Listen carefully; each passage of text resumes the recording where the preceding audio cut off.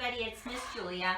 So I have kind of an idea for today's picture. So I'm going to revisit using Crayola washable markers as your watercolor for today, because a lot of you guys don't have watercolor at home.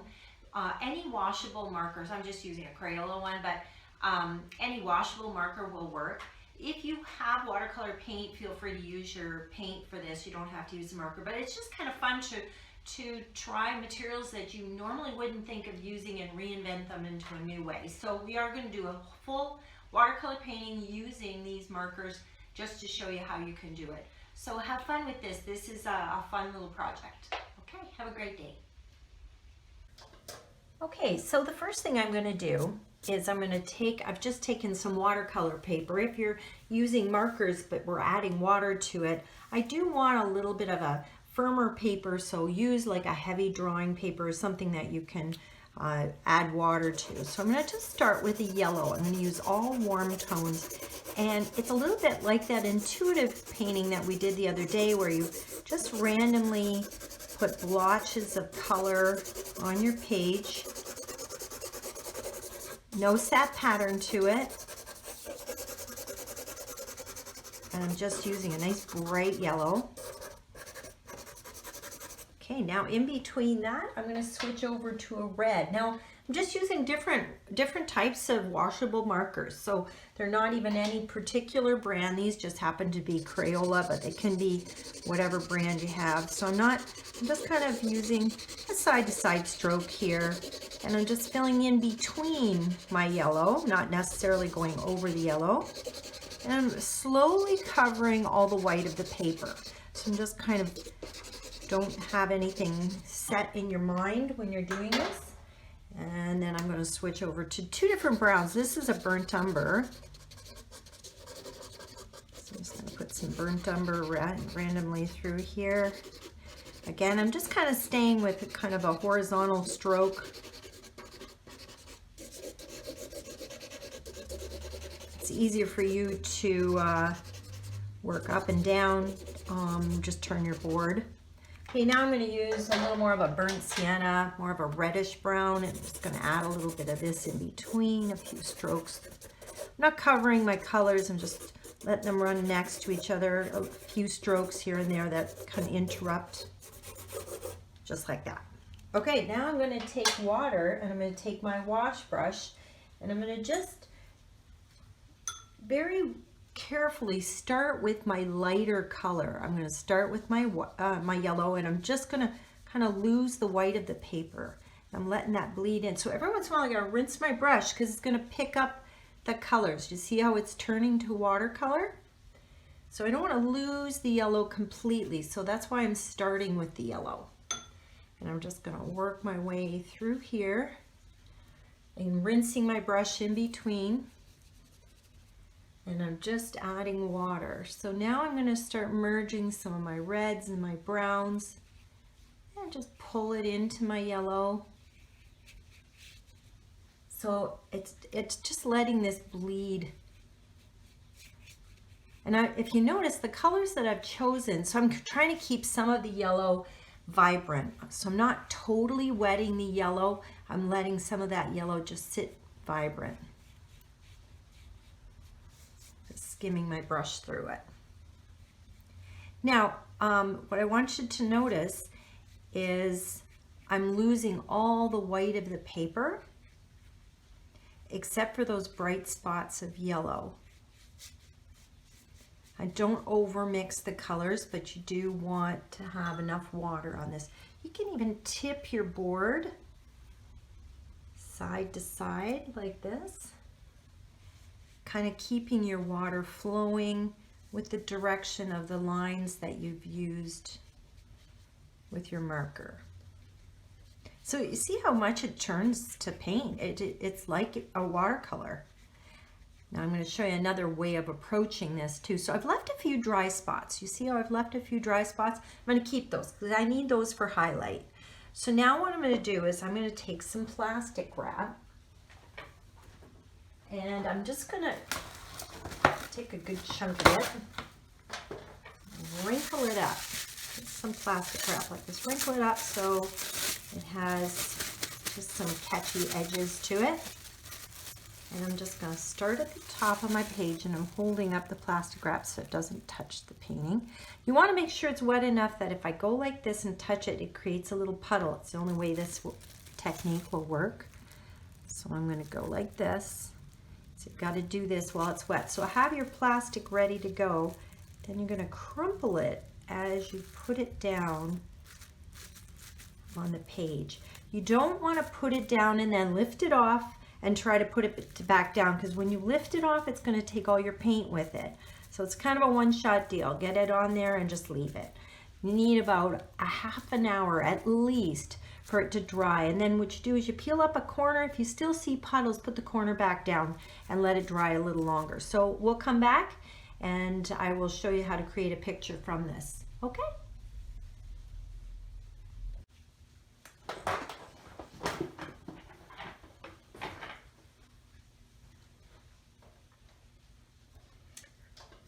Okay, so the first thing I'm going to do is I've just taken some watercolor paper. If you're using markers but we're adding water to it, I do want a little bit of a firmer paper, so use like a heavy drawing paper, something that you can add water to. So I'm going to just start with a yellow. I'm going to use all warm tones, and it's a little bit like that intuitive painting that we did the other day where you just randomly put blotches of color on your page. No set pattern to it. And I'm just using a nice bright yellow.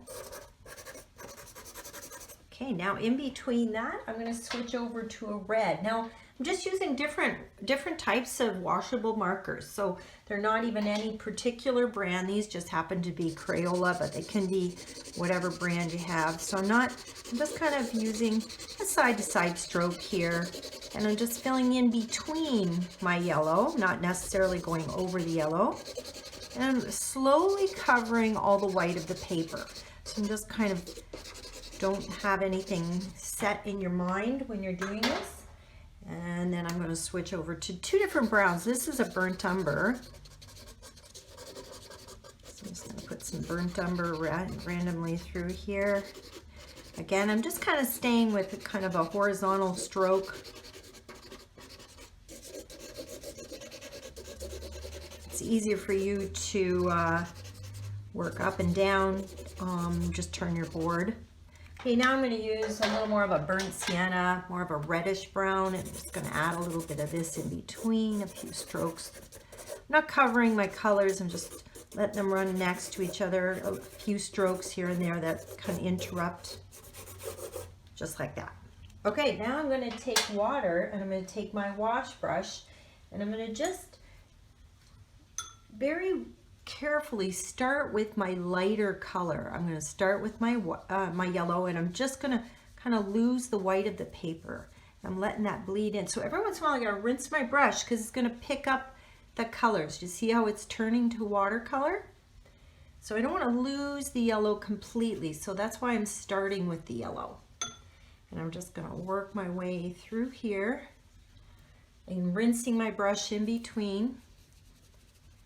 And I'm just adding water. So now I'm going to start merging some of my reds and my browns and just pull it into my yellow. So it's just letting this bleed. And if you notice the colors that I've chosen, so I'm trying to keep some of the yellow vibrant. So I'm not totally wetting the yellow. I'm letting some of that yellow just sit vibrant. Skimming my brush through it. Now, what I want you to notice is I'm losing all the white of the paper except for those bright spots of yellow. I don't overmix the colors, but you do want to have enough water on this. You can even tip your board side to side like this, kind of keeping your water flowing with the direction of the lines that you've used with your marker. So you see how much it turns to paint. It's like a watercolor. Now I'm going to show you another way of approaching this too. So I've left a few dry spots. You see how I've left a few dry spots? I'm going to keep those because I need those for highlight. So now what I'm going to do is I'm going to take some plastic wrap and I'm just going to take a good chunk of it, wrinkle it up. Some plastic wrap like this. Wrinkle it up so it has just some catchy edges to it. And I'm just going to start at the top of my page and I'm holding up the plastic wrap so it doesn't touch the painting. You want to make sure it's wet enough that if I go like this and touch it, it creates a little puddle. It's the only way this technique will work. So I'm going to go like this. So you've got to do this while it's wet. So have your plastic ready to go. Then you're going to crumple it as you put it down on the page. You don't want to put it down and then lift it off and try to put it back down, because when you lift it off, it's going to take all your paint with it. So it's kind of a one-shot deal. Get it on there and just leave it. You need about a half an hour at least for it to dry. And then what you do is you peel up a corner. If you still see puddles, put the corner back down and let it dry a little longer. So we'll come back and I will show you how to create a picture from this. Okay? Okay, now that we've let this dry, what I'm going to do now is I'm going to take a white chalk. I want to feel my paper. I want to make sure that the paper is no longer cool. It's not wet at all. It's nice and dry. So I'm going to now take a piece of white chalk, and I'm using white chalk so that you can see it, but you can use a pencil if you want. So I'm going to just start off right here in the center of the picture where the strongest part of these yellow highlights are, and I'm going to go right through here with a line all the way down my page. Then I'm going to make a second line right about here. So this is going to be a birch tree. Now the next thing I'm going to do is put another birch tree right about here. This one's going to be a little skinnier. Now, one thing about trees is they're always slightly wider at the base of the tree and then a little bit skinnier at the top. So I'm going to do another small one, and it's always good to use odd numbers. Now I'm going to make this one just a little fatter at the bottom. Okay, now I've got 3 birch trees. I'm going to now take and add a branch through here from this big tree. I'm going to just add a small branch through here. Another branch through here. Now just remember, branches are reaching towards light. So you want to take and make sure that you don't make them just sticking out of the side. They do need a little bit of an armpit. I call them branch pits. So they always kind of connect at the tree a little wider and then they thin out like this. So they're reaching for the sun. And birch trees have a tendency to have more upper branches than lower branches. So I'm going to keep it kind of plain down here. Now, I've used all warm colors in the initial wash of this. And you're going to see where you put plastic wrap, you've got little edges that you can work with. That just gives the trees some texture. Now what I'm going to do is I'm going to choose a cool color to make the background recede. So I'm going to take and make myself a palette. And I'm just using like a phthalo blue, and it's just the marker. And I'm going to take it, I'm going to wet it into a little puddle of paint. So you see how I'm using it like a watercolor palette. Now I'm going to take this color and I'm going to tint my background with this. So you notice how with watercolor paint, it's transparent. So same with the marker. The marker is very much like a watercolor. See how that looks cooler and darker in the background now? But I'm keeping my trees warm. So I'm going right over those highlights. And I'm setting this back. So if I need more, I'm going to either take a little bit more in another spot. I'm not going with my marker over the wet spot because I don't want to wreck the marker. So I'm just dragging some of that water into a new spot of blue. Going into here. And you don't want to don't put the marker directly on, because you lose the transparency of the color. You see how you can see through it? Okay, so now I'm going to take another scrap piece of paper because I need another palette. Oops. I'm going to take this and wet it. I'm just dragging that in there.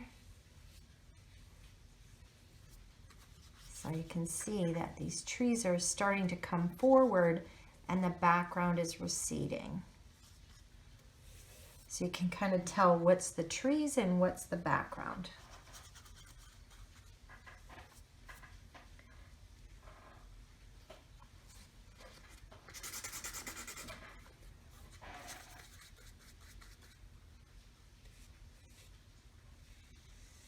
So if I need more color, just take another scrap piece of paper, just one big piece of paper, and just use a new spot. So I want to make sure that my background is definitely different from the trees in the foreground. There we go. Now, if you do the same as I did with chalk pastel, the chalk pastel is erasable if you want to get rid of it, or we can wet it later and it'll wash off. Okay, so now birch trees have almost like blemishes on the trees. So I'm going to go to my dark brown. So I'm using kind of a burnt umber. And I want to remember that a birch tree is a cylinder. So it's going to have a curved shape to it. So I'm trying to avoid where it's wet. And I'm going to just put some curved lines in my tree. So as I'm working towards the center of the tree, I'm going straighter, but as I work my way down the tree, I'm starting to curve my lines a little bit more. And I'm going to go around some of these spots that I had put in there. And I'm just going right over top of my chalk that I put in the original sketch. All right. I want to make sure that my tree gets smaller at the top and bigger at the bottom. I don't really want a plain dark outline. I want it to be a little more random. We don't want it to look cartoony. Now, if your paper is dry enough, you can just add a few darker branches. So the birch tree trunk it's typically white, but in a picture like this where it could possibly be sunset, fall, it picks up reflected color. So that's why I'm using these kind of exaggerated colors on it. Okay, and then I'm going to texture these little guys as well and add a few branches in there. And just go around where you have highlights, create knot holes, splits. As the tree grows, it splits and you get these irregular little darker, almost blemishes in the tree, which is a characteristic of a birch tree. But look at how interesting this is. And this is all just a Crayola marker. Now I will eventually do this last tree. I'll let you see that in the final color. But you can take your eraser after this is dry, take out the chalk pastel, or leave a few touches of highlight in there if you want. It'll have a dry look to it, or you can dampen it with a little bit of water and that white will disappear. So I just take and clean it up with a little bit of so it's kind of an interesting piece, and it's all done with Crayola marker. Have fun with this.